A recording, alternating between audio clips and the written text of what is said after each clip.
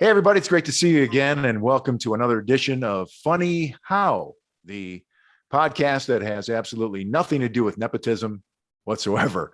I'm Vince Cellini, Adam Cellini, and it's a generational look at all things in the world: sports, music, food, whatever. Nothing's off limits. Ad, how are you? I'm great. How are you doing?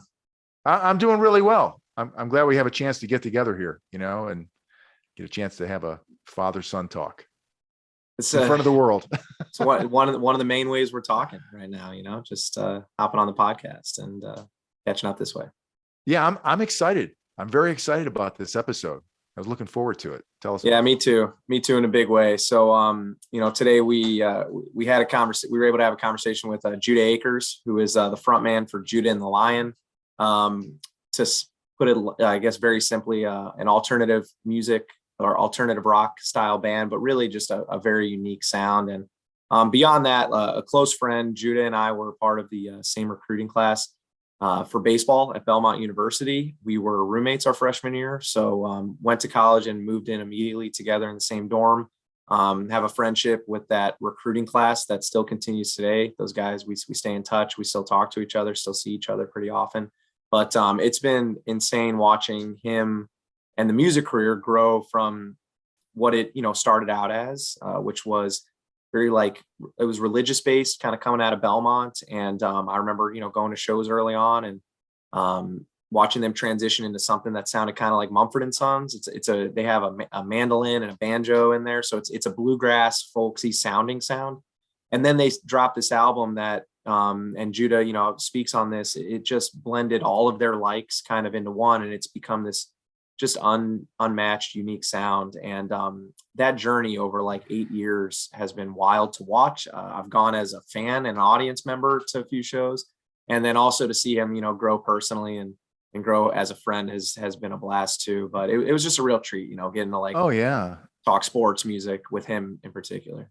oh yeah. And I was thinking, can he pick two more difficult paths: baseball and the music industry? And he's been very successful in both. And part of that is, as he'll tell us, is just staying true to his musical roots, what he loves and who he is, and how therapeutic music was in his life. And I think there's a lesson in there for all of us when we listen to Judah Akers. Absolutely. He's been an open book, and he certainly was with us too. And that was really cool. And since we didn't get into it on the podcast, I do want to give him a shout out that Judah had a 12 pitch at bat against Chris Sale when we were freshmen. And it was on a night where Chris Sale set a school record. He struck out 15 Belmont hitters, set a school record for strikeouts, was one swing away from a no hitter. And Judah went up there off the bench and had a 12 pitch at bat. So it's not like he was on a baseball team. He was actually a good player. He was a contributor on 2 conference championships too at Belmont. So wow, in a very competitive conference. So I didn't ask him about it on there, but I do want to give him props for that too, because before he was a musician, he was a talented athlete for sure. Still is very athletic. Mm-hmm. Anyways, without further ado, we'll get to the recording, so you can hear some of this for yourself. But here is our conversation with singer, songwriter, and just all around good human being, Judah Akers. All right, we'd like to welcome Judah Akers to the Funny How podcast. Judah, we personally go back, but I'm just going to list off some of the accomplishments. I want to start with two-time Sun Conference champion at Belmont University as a baseball player. Really part of a freshman class over there that I think will be looked back on fondly in history for a long time. From there, jumped to a music career.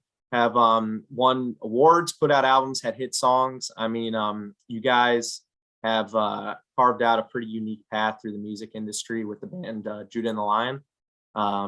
Original bandmates, no large public fights that we know about, and a lot of we'll find out. A lot of great songs. And I don't know if it's by design, but a lot of songs that have ended up in sports related media, like a ton of ESPN promo stuff. I think FIFA 20, you guys have just your music, even though at face value doesn't seem to be geared towards sports, has had a huge connection to sports media. So, without further ado, Judah Akers, thanks for being on, buddy. What up? I love you guys. Thanks for having me on. And then a Thank little you. tiny bit of context, we're going to provide more, but Judah and I met when we were 18 years old, when we were moving into our freshman dorms at Belmont University, part of the same baseball recruiting class. So I'd just like to start with we were Dad. 18. I mean, what were you, 19? No, that seems so far away.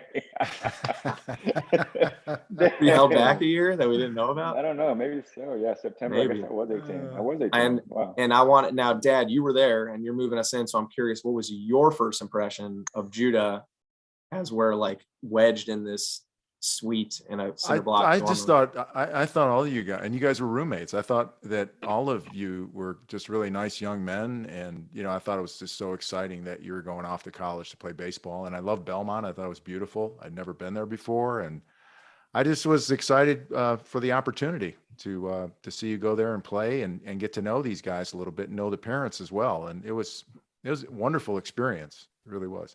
And then I gave the coach a list of demands for me, some of the things that I suggested for the team. No, I didn't do that. No, but it was exciting. It was an exciting time. And look at you now. Look at you now. Well, I know from Judah, my perspective, meeting you, because my parents were like super intimidated because of all the all the TV stuff, and it was like, oh, now I get to have this roommate with his dad that's like super famous. I think my parents were like super like, oh my gosh, I can't believe this. Eventually, it's like right here. hi. Hey man, how the tables have turned. Now we're like begging, asking you to come on interview with us. How the Because turntables. Yeah, right. Hey, since we're talking about Belmont, I'm going to go off the script a little bit here. So Belmont, for those the uninformed, the music aspect is just woven through the entire school. Such talented musicians, and is that part of the reason, Judah, that you attended not only to play baseball but because of the musical background of the school? Did you feel like it would nurture that aspect of you? Yeah, so for me, the big part of I really wanted to play basketball. I got offered to walk on at Belmont by Coach Bird there. I was kind of thinking that was kind of the trajectory. I was like that white kid that could shoot, but didn't have any ups and all that.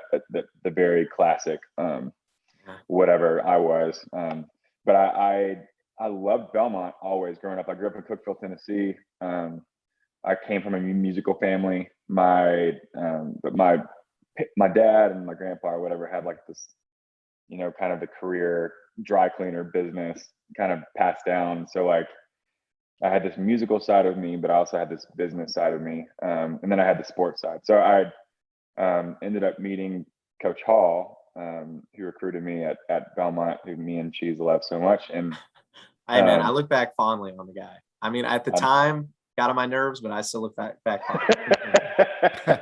So it's kind of probably same, and I think I got on Coach Hall's nerves quite a bit as well.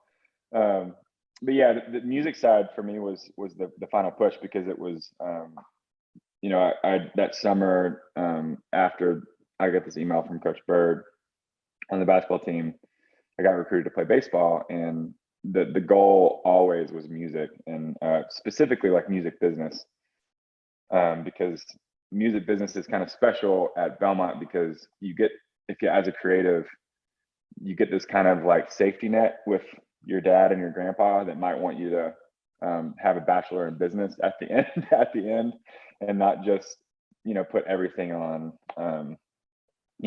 music, whether it's going to work out or not, or whatever. So yeah, it was Belmont was really special for me in that way, because I had obviously all my athletic friends, and the athletes at Belmont are really close. Like we were so close with like all the soccer girls and the basketball dudes and whatever, and kind of like ran quick. But then I also had this kind of other world that I was living in at the time. It was really, really kind of cool. And I don't know if you realize it, like you kind of bridge the gap for like a guy like me. I'm, just a jock, like coming out of high school, and I went to like an academic high school, but I hadn't been around a lot of like artsy, like very, like liberal spirited people. And then, you were like sort of bridging the gap to the student body in a way. And it happened from day one. Like, even walking around campus, I think you were, and it's a bit of your personality, but, you were just always like very open to talking with people and didn't carry yourself like a jock or anything. And, it's funny, you've always like from my perspective, been like so unapologetically yourself, and from fashion to interests and likes, dislikes, like just unapologetically you. It's always seemed like it was against the grain. And I'm curious, like, how, from your perspective, has it been hard? Was it hard to balance that as an athlete and then a musician? Like, hard to, I don't know, just, did you ever feel challenged personally? Because it never seemed that way, but I'm curious if you ever felt like self-conscious or like just any of that. Yeah, I think for me it was one, I was really close. Like we had a really close class, as you know, that freshman class, like you said, like y'all are like some of my best friends still today, which is, it feels unique to say that, knowing a little bit of other people's perspective on college sports or whatever. But yeah, I mean, I think that was always kind of, I kind of grew up musical, and like I love dancing and I love hip hop or whatever. But I also was a complete jock. But that was like the big joke about me on the baseball guys had me on campus. It was either jock Judah or like this Judah, Black nail polish. Yeah. And well, I didn't have that at the time, because I would get made fun of even worse by the boys. But good friends do, man. Well, I know, but like then I had people like you and Chase and Josh, and that kind of like I felt like I could be myself fully and be secure in that. And I think freshman year you kind of grow as I did in my 20s. Now I just turned 31, so I'm like, I feel like even more of myself now, in that kind of just accepting all the pieces of me. Because I mean, you're not probably giving yourself enough credit too, because you were always really funny, you were really creative, writing, all this stuff. You were always like that. So I feel like baseball players or jocks in general, I think, and you guys can probably speak more into this, but you're not just Vince, the TV personality, the newscaster. You're not just Adam, the journalist, the writer, the podcast, like whatever, like all that you're doing. You have so many different pieces about you that make you beautiful. And that's just kind of like, that's the world we live in. And I think we can kind of see that with like some of the things that are happening in sports, just like with people being more outspoken about certain things or whatever, their personalities or, and I don't know. I think that's a really beautiful thing. But yeah, I was definitely self-conscious. Yeah, and I think in college. You didn't act like it, man. You didn't act like it. When you say that, it makes me think of what we are. And I think we go through life in about 18, 19, 20. Yeah, you are all those things in school. You're an athlete, you're a student. But I remember being a kid and wanting to be on television. I wanted to be a television sportscaster or a newscaster as a kid. So I'm wondering, like, when you're a kid and you're going through all this other stuff that you're doing, is that when you thought about, I may want to be a musical performer. I may want to do this. Music may be my future. I mean, did you have like, even if you didn't tell anybody, is that what you kind of wanted to do as a kid? Yeah. As a kid, I honestly just wanted to be a professional basketball player. Okay. Like I wanted to, I still kind of had this like creative force that was in me that was like, I want to be creative in that. But I was really inspired at the time by like people like Peyton Manning or like Tim Tebow, who was this like it seemed like a really good person that was like influencing, things in college football. And, but then it did shift for me my freshman year of high school, which I guess now I can look back and be like, yeah, I was a kid, when I picked up a guitar for the first time. And then it was like, wow, there's no 0 for 4 days when you're playing the guitar. This is kind of nice. I mean, look, they can't all be winners, but yeah, it's definitely probably more success than you're used to when you're on a baseball field. That's for sure. And I'm curious, man, you guys tour like crazy. I mean, I think you've said like a pace of 250 live shows a year, like when you're really humming. And, obviously COVID stopped all that. And I'm curious, was COVID and stopping the shows tougher than that period when you broke your back in high school and had to take like 6 months off of sports, and that's when you learned to play guitar? But was that which one was tougher, I guess, as you look back on the two experiences?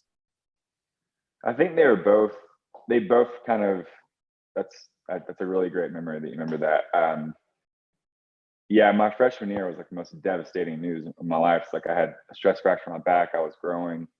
I was 5'10", went to what I would call 6'2" now. You'd probably call 6'1", but dude, everybody looks 6'4" from my height. I'm 5'9", so on the baseball roster at Belmont, it was 6'4", 230. So I mean, obviously, I'll just say whatever. But obviously. yeah, I mean that was like the most devastating news I could have. I was as a jock at the time. I'd started, my freshman year on the basketball team, started my freshman year on the baseball team, and was feeling like, man, I'm on to something. And then to be told like, dude, you might not ever squat again in your life because your back is so messed up. That was like brutal to hear, because my dreams at the time, like I said, were just to like go after whatever, go after the sport thing. And but I think also in that devastation and kind of dying to that, like I was able to kind of see like, oh, I'm more than just this. There's another part of me that's missing that I didn't know. And my uncle at the time, my freshman year, was like, well, your excuse always for me teaching guitar was sports, and now you're forced to not play sports. So he's like, what a blessing. It's a blessing in disguise. Yeah, it really was. And I think COVID kind of was that for us as well. Like on the band chapter and me just traveling a lot, just like there's a lot of stuff that's hard to process when you're that busy on the road. And there's kind of a lot that's happened in my life, and it's just kind of a pruning, a pruning of like, and a lot of stuff even in the world has kind of come to the surface in a really good way, and also kind of maybe a really ugly way. And I think the same thing has kind of happened in my life during the pandemic, of just kind of relearning things that I think I'm kind of pruning back and trying to become a better person at the end of it.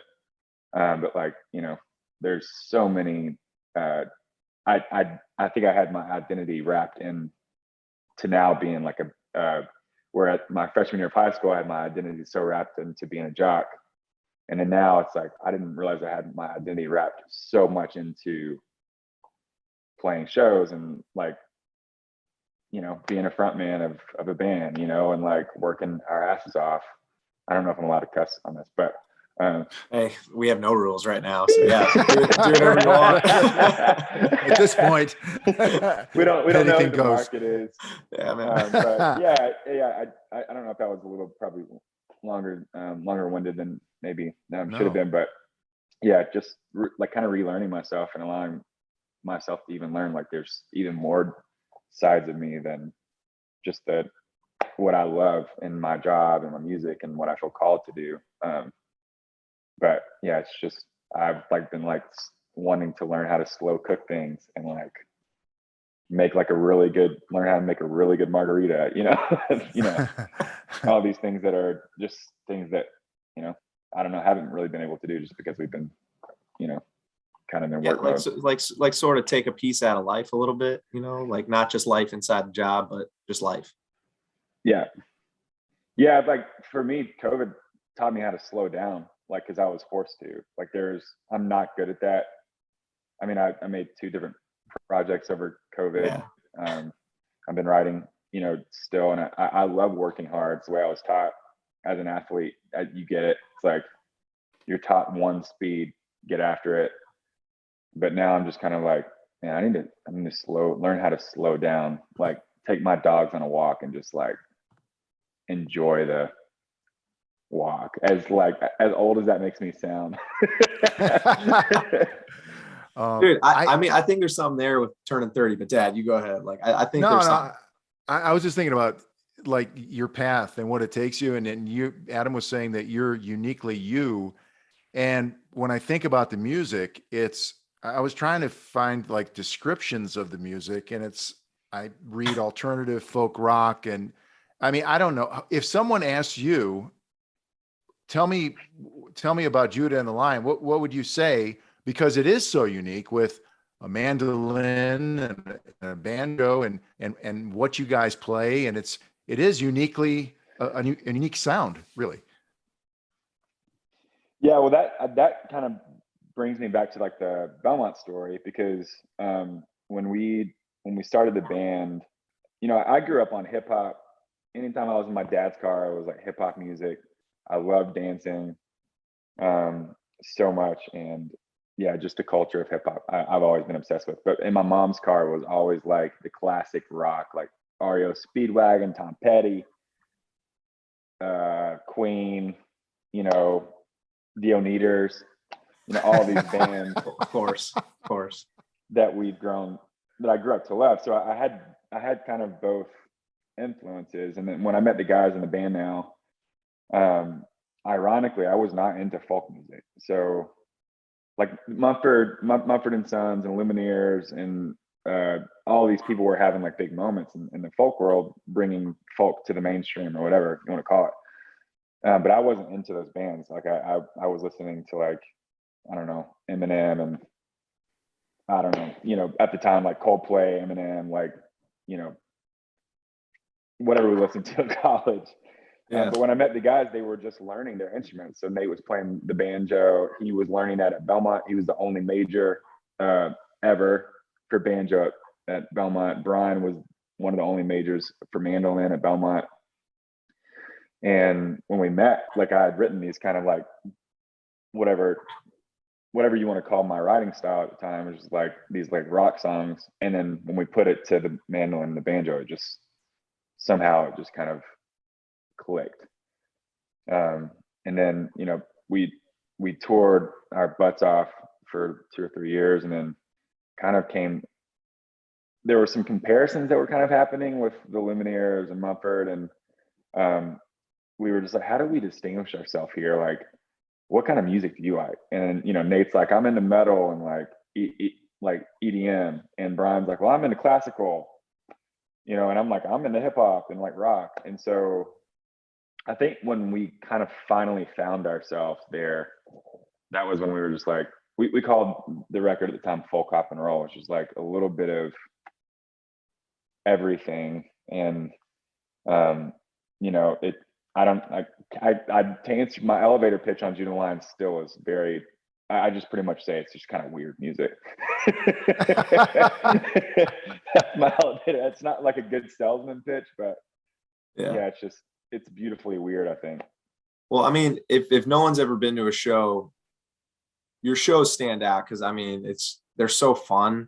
And like I've heard you say in interviews that you've like reverse engineered songs and maybe the melody of songs to dancing, and like how can this sound like something somebody would want to dance to, and then like start there and work out. And I mean, that's exactly what it seems like, because the shows are like all gas, no breaks, like just jumping around. I mean, dance, fun music, but it's not like EDM, you know, like bang, bang, bang. It's just like fun, like with your family. And I'm not trying to make it sound like this wholesome artist or anything, but like, it's just, it's dancing. Well, you know, I don't know what demo you're going for. Well, you know, I read, you know, I saw the word inspirational and, you know, the message there, and that's a great thing. I think anytime any great artist has an audience that connects, they connect to that, you know, they connect to who you are. That's why they come to see you. I mean, they feel a connection. Yes. I mean, yeah. That's like the goal. Like all my favorite artists, you feel like you know them, you know. Who are they? Who influenced you? You know, growing my up? Favorite artist, hip hop and Eminem.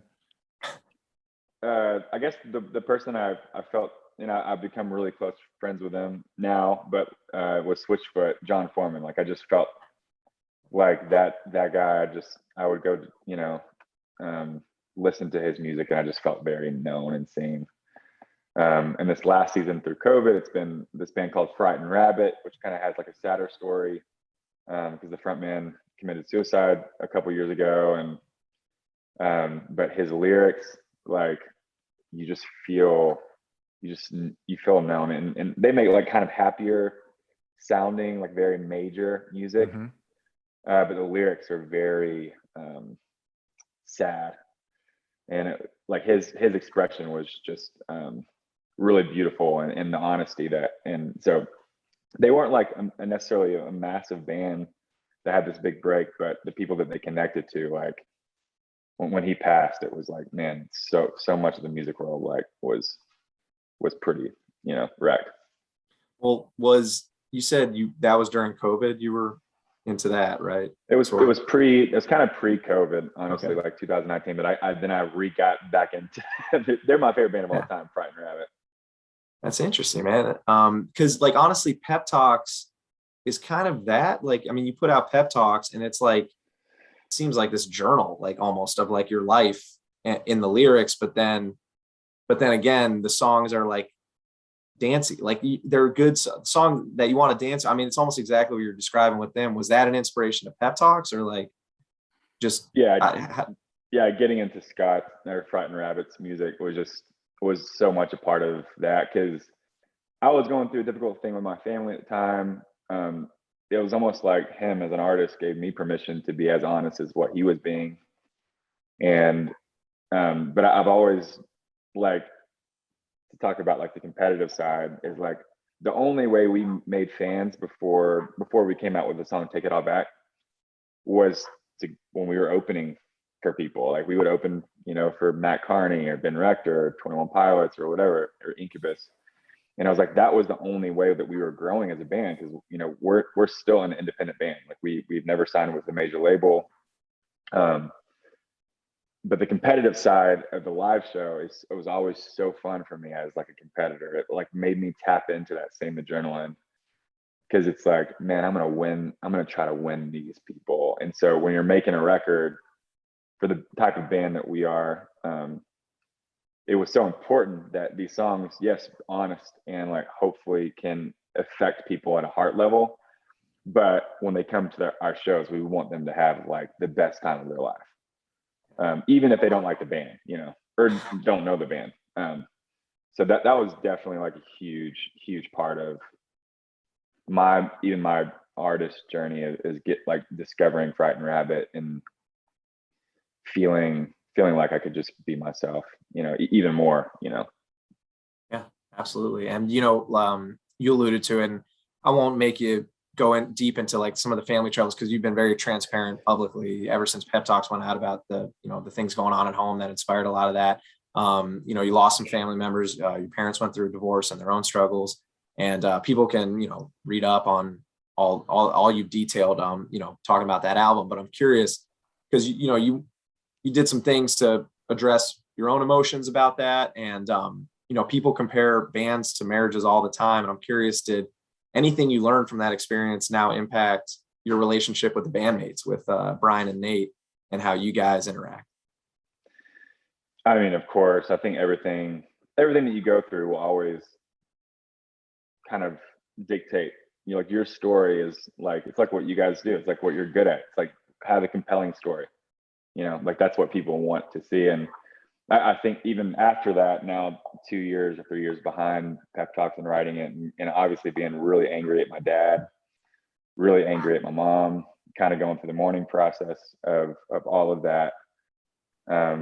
Man, like I'm actually, to say that, like now it's like weird. Like I'm really grateful to have gone through that and to have written a record about it. It's like I don't know, it's kind of wild, but I think, and when it comes to the band, a lot of musicians, and I've had this talk, because this is actually really funny that you bring this up, because a lot of people compare being in a band to marriages, and the three of us have actually gone to counseling together, and No kidding. we just to like learn how to communicate. It's like one person's aggressive, one person's like non-confrontational, one person. What a great idea that is, Yeah. actually.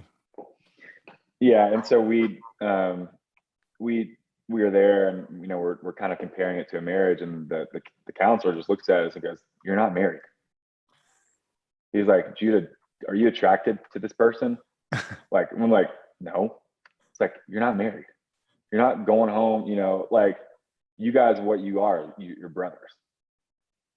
Like, you're in a close trajectory. You love each other, blah blah. But there's like conversations. I know you have a brother. I have a brother. It's like it's that same feeling of like, there's sometimes you want to just punch them right where it hurts, and there's other times where you're like, man, you're the only person that could love me right here in the situation, Yeah. So yeah, it's definitely affected my life in a beautiful way, and I think with the guys, like Yeah, I just love, I love those two so much, like whatever they need in their life individually outside of the music. I think that's what I'm kind of learning. It's like whatever the spot they are in outside of like being a performer or being like something that may be an asset to my life or whatever.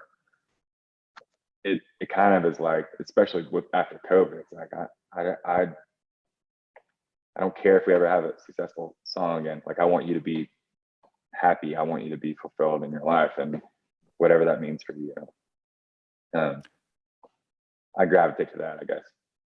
Yeah, it's interesting because that music is therapeutic. It allows you to express what you're feeling. But I really believe that in any medium where you're connecting with an audience, honesty is job one. I mean, you have to be honest with an audience, and if you're not, if you're trying to portray something that's not there, eventually you're going to be found out. So I would think that you talk about the music that you connect to, it's so honest, and I know you want to keep that honesty in your music as well, with your particular audience. How much of a component is that for you? I mean, I think you said it there. It's like honesty, authenticity, being genuine. Because I would think that they tried. Did anyone ever try to steer your style? Like, let's be more commercial. Let's try to be this and let's try to be that. And as soon as people get their hands on anything that you're doing creatively, I feel like that's when the poison starts for things. So did you have to fight that to stay true to who you were as a band? Yeah. So that happened like really early on for us. So we at Belmont, they have these things called the showcases. And so it's like where if bands that form at Belmont can perform at these showcases, and you go and play at the arena there, at the basketball court in front of like 5,000 students. It's like it's really spoiling, because you're like, all right, well, these students are actually required to come because of competition. That's like, they get a credit for attending the concert. Well, in the music business, students have to come. So anyways, we ended up winning best of the best. Like we won like our genre, and then we won best of the best or whatever. And some of the labels, at the time I was a junior, and a lot of labels started kind of like coming after us. And luckily we had really great mentors that kind of told us like, no, you guys don't know who you are. Like, it's like what I probably go back and tell myself like as a 22-year-old after college, like, you don't know who you are yet. And so honestly for us, we've been pretty stubborn about not I guess giving into that machine, and even getting close now to like John Foreman or these mentors that I have in the musical world. Wow, he just propped himself up here. I saw that. That's awesome. John told me one time, he was like, the older you get in music and the more songs you write, the more you understand the sacrifice that you're making by what you're doing. And he's like, if you don't mean what you're singing or writing, then it will hurt you down the road. And I was like, and kind of like back to what you said, it's just like, if honesty is not in the picture, then what is it worth at the end of it all? If I wasn't being real, or and it's the other side of that coin is really sexy. It's really appealing to go and just try to write like just freaking, we want something peppy, we want something snappy. Yeah. And not that the music can't be that, but yeah, honesty has to be intertwined, for me. Makes perfect sense. It actually kind of leads into a little bit of something else I wanted to touch on. We're obviously in a moment right now where NCAA athletes get to take advantage of their likeness like never before. And you guys tried to put out an album that was an NCAA violation almost. And it was at the showcase, I think. And just after going through that and now looking back and seeing what kids have the opportunity to do, I mean, what's been your perspective of that transition for NCAA athletes and then being able to maybe have some opportunities while they're athletes that they didn't before? Yeah, I have so many different opinions. Like I'm sure everybody does. As the college athlete, and we were at a small D1 school, so it wasn't like I was necessarily going to get sponsored or going to get this big check from who whatsoever. I'm not like the Alabama quarterback, but I think a part of it is seeing the human and seeing like the human for what the university is making money off of, and obviously there's college sports is so beautiful to me, and I hold that value. Like I love college football. Go UT, not Ohio State. That's Tennessee, by the way, if it wasn't obvious, not Texas or anything. We're talking it's not UT the fake balls. UT, it's the real UT. But yeah, it's like seeing the human and understanding that. But and it, for us, when I did that, I was actually just talking to the administrative person that was kind of walking me through that at Belmont, and it's just like that would completely change. So essentially, to catch people up, is like we were selling a CD at the time, it was my junior year, with my face on it, and I didn't realize that we couldn't sell it because of name and likeness. And so we get to this showcase where, again, like more people we would ever be in front of for at least the next few years are there. And so we get the idea of selling it at the showcase. And we printed like 1,000 CDs or something like that. And so I show it to her, and she's like, "You cannot sell this. Like, you will get banned from playing baseball at Sprint," like blah, blah, all this stuff. And it's so funny. We went and took the CDs and this beautiful artwork at the time that we thought, like, this is life-changing. It's just the 3 white dudes, like with folk looking hats on or whatever. We're like, no, but we love this art. We love this so much. And we had to take the CD out. We put them in like these cardboard boxes, or cardboard like kind of wrap. Our friends like really showed up, and then we ended up selling out of the CDs after that night. Nice. And we figured out a way to figure out with iTunes like how to scratch my face off or whatever. Oh my god! But to go back to your question, I would actually be curious to hear y'all's thoughts on it a bit more, because I've been conflicted, because I love it because it sees the person, and it's potentially helping families and potentially doing things that, as we know, like not all people go professional. And I think that's a beautiful thing that's kind of helping individuals.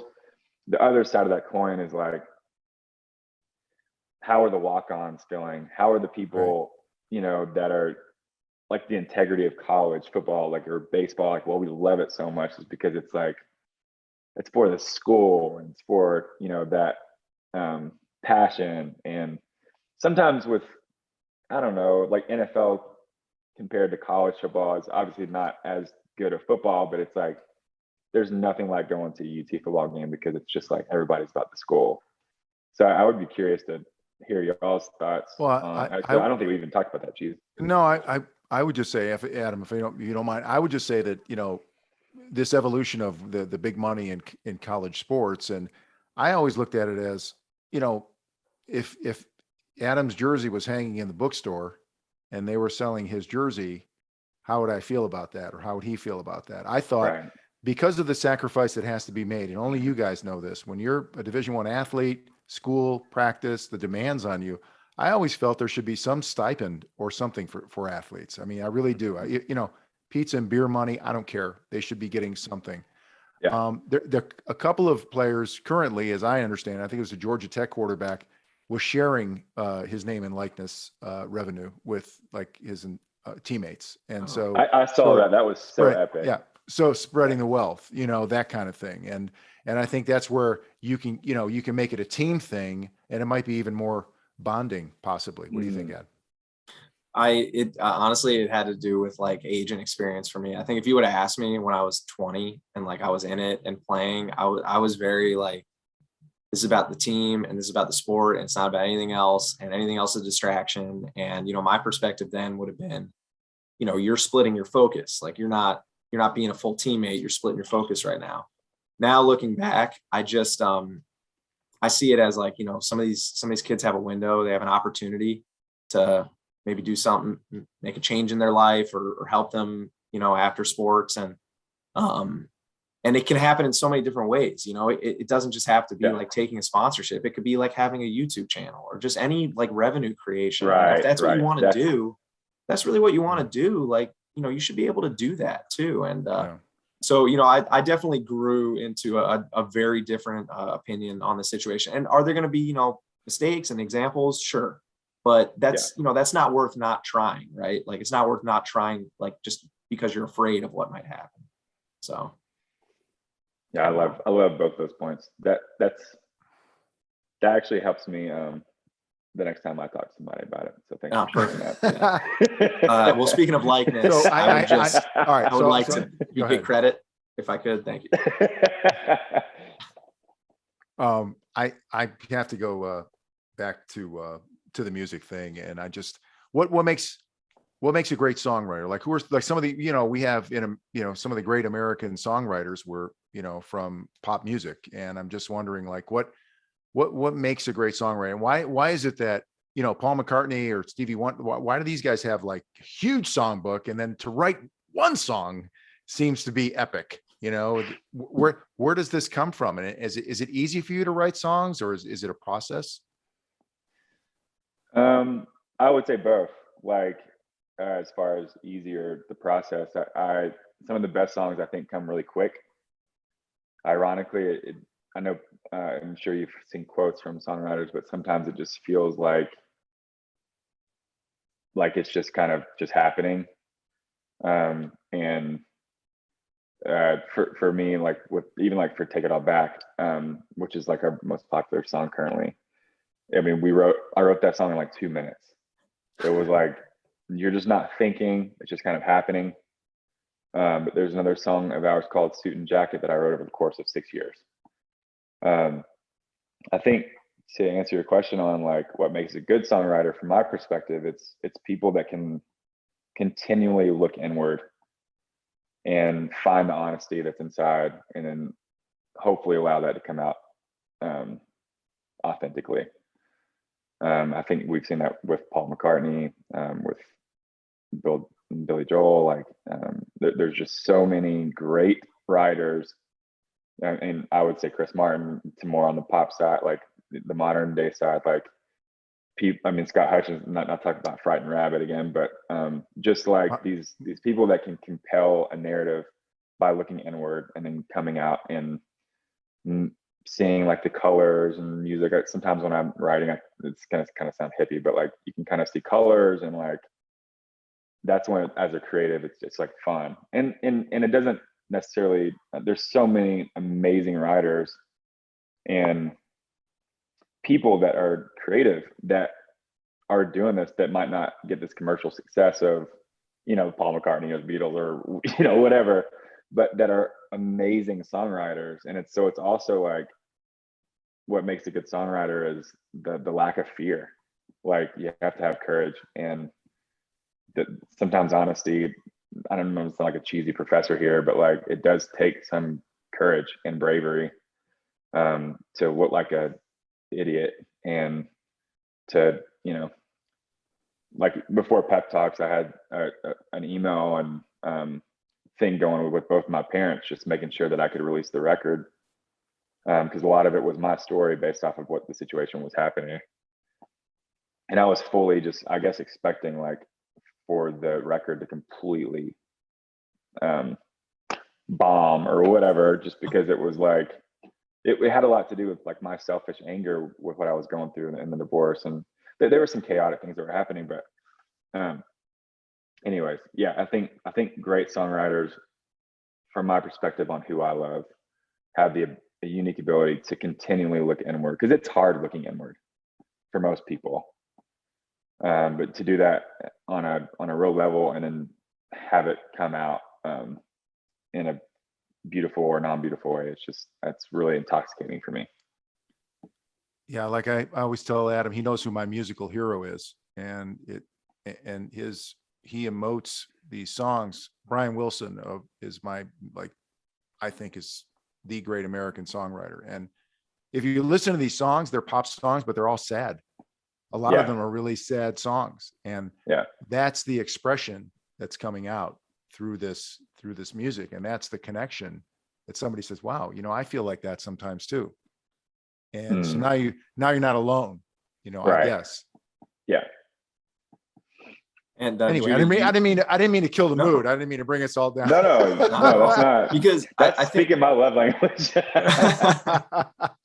I mean, because it, like, this has led to kind of maybe an unintended consequence of the songwriting has led, and you've alluded to this also, publicly in past interviews and stuff, to just a wide ranging age fan base. And like, what we hope comes out of this podcast, between, aside from just being a father and son, is a generation gap, like we're 30 years apart, my dad and I, and it's like, we see the world different, even though we see it the same in a lot of ways. And your music has reached parents and their kids at the same time, like both enjoy listening to it. I think you mentioned like around 20s has also been a bit of the fan base, but has that been sort of an unintended consequence of maybe that songwriting style? Is that how you see it as well? Yeah, I mean, I think bringing like real life events or like things that you're going through, like on a macro level, like with your family, I think, like, so, I was speaking a lot about like what it was like to be, to have mom that was really struggling with alcohol. That's a big part of, I know Scooby is just like yelling at us. Yeah. And, and I was really angry at my dad for the things that he was doing. And so I think, like, buddy, stop. I'm trying to do an interview here. But it was weird because like it felt like the younger, which is normally, stop, lay down. I'm really sorry. No. He's our like little talker. You made it pretty fun. But it was really beautiful to me because at like meet and greets and stuff, like I would have parents that would come up to me and just say like, "Hey, I'm like 3 years sober," and this perspective on this was illuminating because I have a kid and I can't believe I put them through this, but this song is helping me stay sober, and then I would have, some kid that was just saying like, I was contemplating self-harm or struggling with whatever, and it's like, this song really helped me because it seemed like you were struggling, not that I'd struggle with self-harm, but some of the depressive stuff that kind of came in this story or whatever. It was really beautiful to me that we had kind of the, I guess, diversity and age of like, which also is in turn like really heavy. Like I'm sure Brian Wilson, like the Beach Boys, their songs are so pop and like, it's just like the best pop music ever. But if you hear Brian Wilson's story, it's like, dear God, that dude was going through some shit.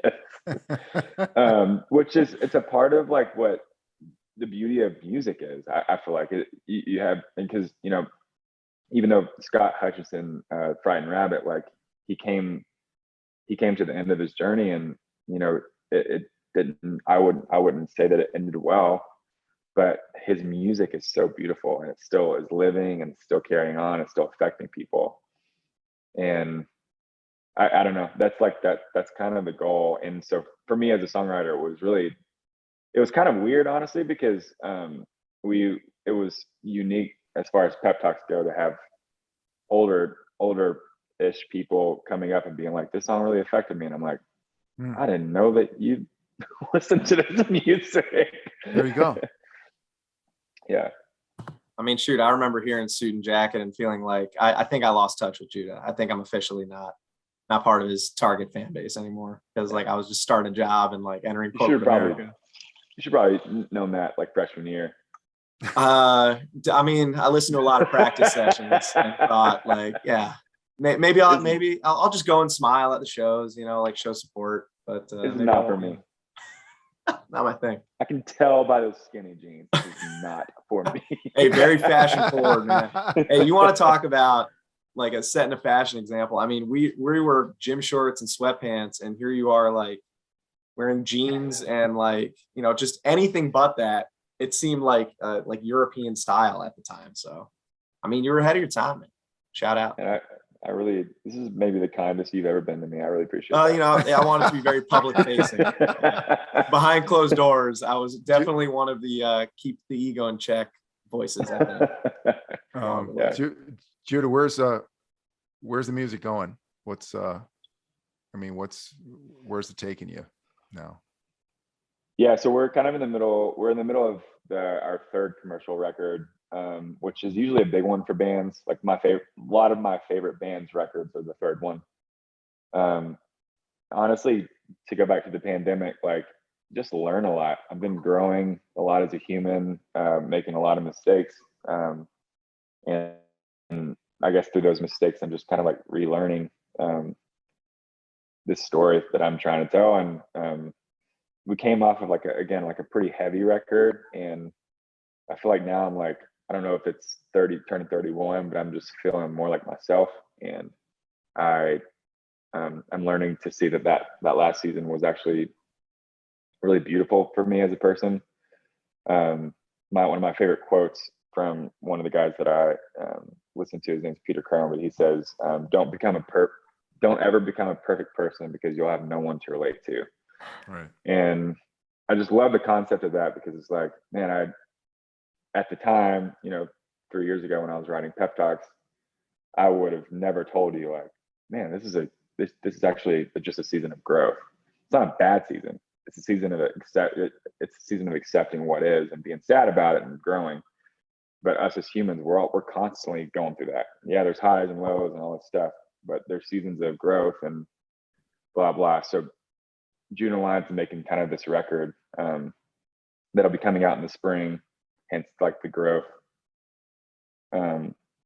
metaphor. And we've just been kind of writing, getting ready to go back on tour next year fully.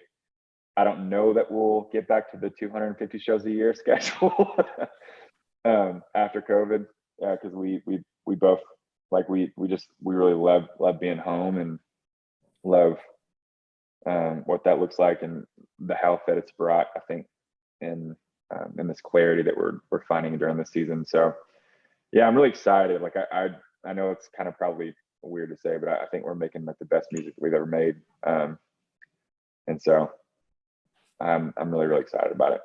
At least you're keeping a low standard for this record already. Yeah. I'm overselling right now. Dear listeners, It's good publicity, man. I'm not gonna stop it. Hey, I just want to throw that thing you do out there. We have to talk about it. We have to, because it was in a van in a really nice trailer. A guy in a really nice. I'm signing. You're signing. We're all signing. This is the mortar of our relationship. I mean, like, this is connecting on the movie That Thing You Do, which is about a one-hit wonder band for anyone who's insane and hasn't seen it. I mean, when we found out we both love this movie, this has just been. I love that you guys love this movie because it's such a period piece. It's set in the 60s, and as a kid, that's what music was. You had to have a DJ play the record on the radio. That's how it got popular. There was all of this inner workings with the record company, and then how these kids formed, and what bands and what pop music sounded like, and the whole soundtrack is so 60s pop, and the shows and Hanks is really, really good. And all of those guys had to learn how to play for the movie as well. But it's just that it's. Oh, I didn't realize that. Yeah, they did. They had musicians. Yeah, they had to learn how to play to give it that authenticity. So I'm glad. I love that you guys love that, because it is such a period piece. It reminds me of being a kid. It always starts with. Well, that's actually really impressive that they learned how to play, because like I'm always we were all back in the day. We're always making fun of like actors that were trying to be athletes in movies. Yes. And you're just like, that dude has never thrown a football in his whole entire life. Dude. I could think of so many examples, but yeah. like their batting stances are like this. Dude, Summer Catch, man. You remember Summer Catch with like Freddie Prinze Jr.? That one is brutal with the baseball. What's scene. the one where the Lizzie, is it like Lizzie McGuire? Whatever that the actress name is. Hillary Duff. Hillary Duff, when she kisses the dude at the end of the game, whatever that movie is. Oh my gosh, like, I can't. I know what you're talking about. He was throwing a football like this. Cinderella, the Cinderella one? No, something with a kiss, like the kiss, something with a kiss. Because the movie ends with a kiss, whatever. It doesn't matter, but it's like when he throws a football, he's like, you're like, you are not the starting quarterback of any football. But then there's Remember the Titans with I think pretty good football scenes. I mean, it actually maybe we should do a podcast about like actual good sports representation, sports, like good music. Yeah, I mean, that thing you do, I like you said, it's a period piece, but I mean, are there any like movie music representations, whether it's like the music producer or something that you've looked at and you've been like, this is insane? Well, I mean, one of my favorite movies of all time, and it's so incredible because Jamie Foxx is such an overly talented human being, and him playing the piano and singing on Ray, like I just cannot imagine the pressure of that, like having to act Ray Charles. Yeah. It's like that's just mind blowing to me, and he was so good. He went on to win like all the awards that year, and dude, I was that example is just kind of like now Bradley Cooper singing and Stars was Born. like it was okay. I thought Jeff Bridges I thought Jeff Bridges was good in that film when he was the aging country singer, which I can't recall the name of this. I also thought that too. Yeah. The act, yeah. But it is kind of wild, like thinking about that. It's like, man, that thing you do, guys, and they're still like, I don't know if y'all are following, but they're like still posting photos of each other. And dude, they went to the Erie Otters, the minor league team, had a That Thing You Do night, or like the Wonders night, and they brought all the castmates to the ballpark for the game, man. So they were all there, and they were posting stuff. They posted like 3 guys get in a really nice van are about to show up to this game. Like, it was awesome. Love it. I know one sketch is like he's having a moment right now with Lenny, like White Lotus. Yeah. No, I'm not here with these fellas. And that guy's so underrated in the movie, though. Steve Zahn, the actor, he's unbelievable. So funny. So good. So funny. Yeah. I mean, he carries a lot of the comedy in that, and he does it well. It's just so good, that character. He's not with those guys at the fair. He's got a competition. Yeah. Diane Dane. Diane Dane. And I'm gonna win that blue ribbon. And by the way, we're going to need you to record "Take It All Back" in German. So, oh wow, for the label, we're going to have you do that. So. You got it. Yeah, fill in with Wolfman on bass one day. Jimmy seems like so nice in real life. I'm like, Jimmy was such a butt. Such a jerk. Such a jerk character. So the selfish. Beauty of being a good actor, I guess, huh? Maybe. Or maybe he's drawing on real experiences. We don't know. But you're categorized though as part of a band. Like, are you the talent? Would you be the talent? Are you the, are you Lennon? Are you Don Henley? Are you that guy? Who's who? Like, somebody's the guts, somebody's the talent. I'm kind of the hype man, I guess. I just scream a lot. I always tell people I'm not a singer. I'm kind of a screamer. So there's a lot of passion there. So I guess the guts, to answer your question. Wow. Okay, good. Yeah. Okay. I mean, you've called yourself not a lead singer, but a front man. So do you have a sports comparison for your style? I